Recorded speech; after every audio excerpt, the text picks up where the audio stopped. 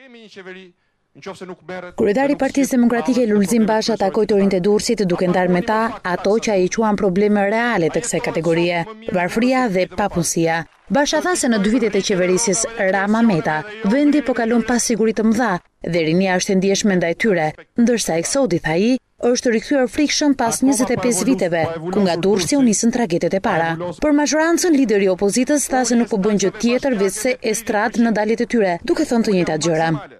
Edi Rama dhe Ilir Meta, të dy së dhe veç e veç, organizojnë estradat pa kuptimta, rrugëve dhe shesheve të Shqipërisë. Me një tuf zyrtarësh me mec përpara, recitojnë të njëjtën histori nga fillimi deri në fund, çdo ditë, 4 herë në ditë, pa u lodhur, pa u bërë fare merak, se asnjë nga shqiptarët nuk merr përgjigje për këto pyetje. Ku janë 300.000 vendet e punës? Ku është mirëqenia premtuar? Ku është siguria?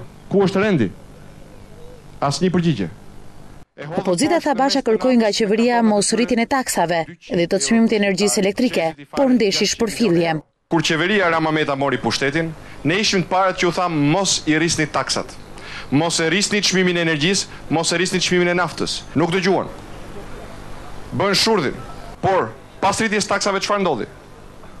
Punësimi ra, konsumi ra, kreditimi ra, besimi tek ekonomia shqiptare ra, dhe eksodit shqiptarëve i parapriu, i ka paraprirë, siç e dini të gjithë ju, eksodi kapitalit, eksodi investitorëve të huaj, trembja e lekut. Ndërsa kandidatja e Partisë Demokratike për Durrësin, Grita Duma, tha se qyteti bregdetar do të kthehet në jetë nëse e djata fiton bashkinë, ndërsa e quan fitoren e saj si nisje të luftës frontale ndaj papunësisë, sidomos tek të rinjt më të pashpresë në periferi të qytetit.